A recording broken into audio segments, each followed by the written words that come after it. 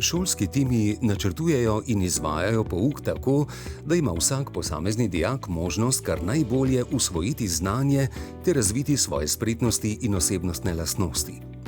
Praktični pouk v programu Bolničar-negovalec poteka tako, da v največji možni meri odseva realne situacije, s katerimi se bodo dijaki srečevali pri opravljanju poklica.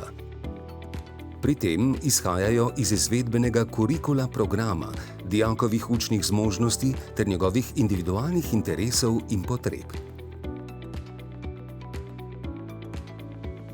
Najprej želijo ugotoviti predznanje posameznega dijaka oziroma njegove vrzeli v znanju, ki jo je treba zapolniti.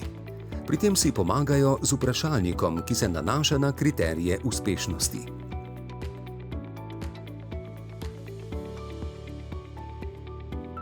Na podlagi rezultatov vprašalnika dijake v naslednji uri povežejo v skupine, kjer sodelujejo tisti z bolje izkazanim predznanjem s tistimi, ki izkažejo slabše predznanje.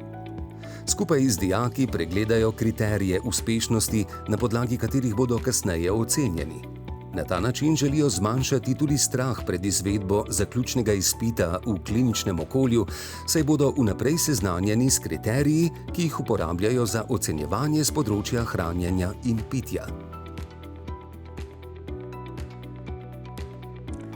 Dijake sem tokrat razdelila v mešane skupine, v katerih so povezani dijaki z različnim predznanjem. Na ta način razvijajo občutek empatije, sposobnost timskega dela in medvrstniške pomoči. Zakaj so dijaki razdeljeni v skupine, jim ne pojasnjujem. Dijaki v skupinah med potekom šolske ure dopolnjujejo svoje odgovore na vprašalnik. Med skupinskim delom dijakov se učiteljica giblje med njimi, jim daje dodatne nasvete in jih opogumlja.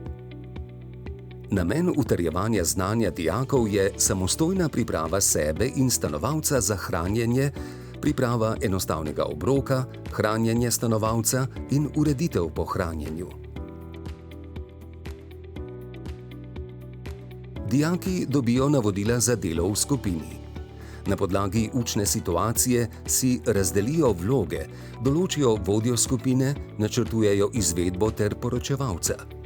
Igro vlog izberejo takrat, ko želijo, da se dijaki vživijo v vlogo oskrbovanca. Tako dijaki bolje razumejo potrebe oskrbovanca in se kot bolničarji lažje odločijo za način oskrbe. Sledi izvedba postopka, pri tem učiteljica ves čas spremlja napredek posameznih dijakov, jih spodbuja in usmerja do jasno opredeljenih ciljev. Dijak oceni potrebe in stanje oskrbovanca, vzpostavi stik, motivira oskrbovanca in mu pomaga pri hranjenju. Učiteljica dijaka pri tem spremlja in beleži doseganje kriterijev uspešnosti, na podlagi katerih bo podala povratne informacije.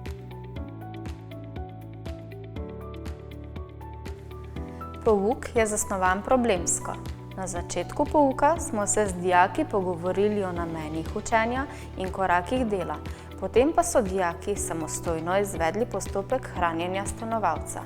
Že med samim postopkom, posebej pa na koncu postopka, dijakom dajem povratne informacije. Dijake tudi z vmesnimi vprašanji vodim tako, da utrjujejo svoje znanje in stremijo k izboljšavam. Zelo spodbujamo samostojnost, natančnost, komunikativnost in odgovornost s poudarkom na doslednem upoštevanju varnosti in higienskih standardov.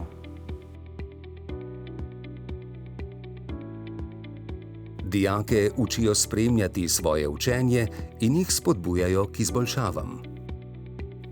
Všeč mi je igra vlog. Šele zdaj razumem, kako se lahko počutijo naši oskrbovanci. Zdaj mi je jasno, zakaj učiteljica tako poudarja, da moramo naše oskrbovance opazovati in upoštevati njihove potrebe. Koliko različnih stvari moramo obvladati, da lahko delamo po pravilnih postopkih. Šele zdaj razumem, kako pomembno je povezovanje teorije in prakse.